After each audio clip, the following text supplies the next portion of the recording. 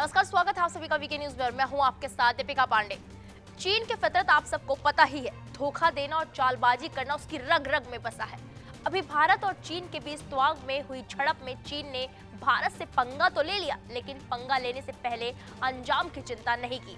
शायद वो भूल गया कि भारत को अपने दुश्मनों को घुटने पर लाना अच्छे से आता है। जब भारत ने कदम उठाया तब चीन के तेवर नरम पड़ गए और इसी बीच चीन का बयान भी सामने आया है। चीन ने क्या बयान दिया वो आपको आगे बताएंगे, लेकिन भारत के विपक्षियों की बात कर लेते हैं। हमेशा पीएम मोदी पर निशाना साधने वाले ओवैसी ने मोदी से इस झड़प को लेकर सवाल पूछा है कि क्या सरकार चीन पर सर्जिकल स्ट्राइक करवाएगी।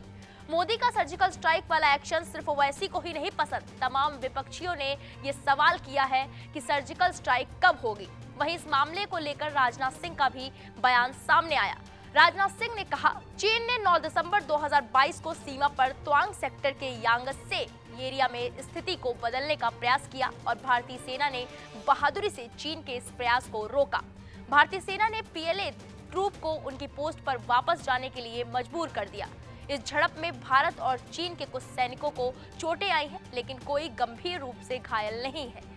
इस घटना में भारत का कोई भी सैनिक शहीद नहीं हुआ है और न ही कोई गंभीर रूप से घायल हुआ है। राजनाथ सिंह ने आगे कहा, भारतीय सैन्य कमांडरों के समय पर हस्तक्षेप के कारण चीनी सैनिक अपने स्थान पर वापस चले गए। इस घटना के बाद एरिया के लोकल कमांडर ने 11 दिसंबर 2022 को अपने चीनी समकक्ष के साथ स्थापित व्यवस्था के तहत एक फ्लैग मीटिंग की और इस घटना पर चर्चा की। चीनी पक्ष को इस तरह के एक्शन के लिए मना किया गया और सीमा पर शांति बनाए रखने के लिए कहा गया। इस मुद्दे को चीनी पक्ष के साथ कूटनीतिक स्तर पर भी उठाया गया है। अब बात करते हैं कि चीन की तरफ से क्या बयान सामने आया। दरअसल भारत के एक्शन के बाद चीन का पहला बयान सामने आया और चीनी विदेश मंत्रालय ने कहा कि भारत के साथ उसकी सीमा पर स्थिति सामान्य है। चीनी विदेश मंत्रालय के प्रवक्ता वांग वेनबिन ने कहा, जहां तक हम समझते हैं चीन भारत सीमा की स्थिति समग्र रूप से स्थिर है। राजनयिक और सैन्य चैनलों के माध्यम से सीमा मुद्दे पर लगातार बातचीत चल रही है।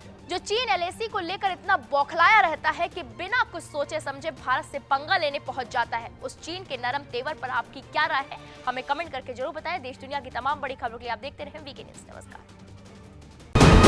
वीके न्यूज, राष्ट्र के नाम।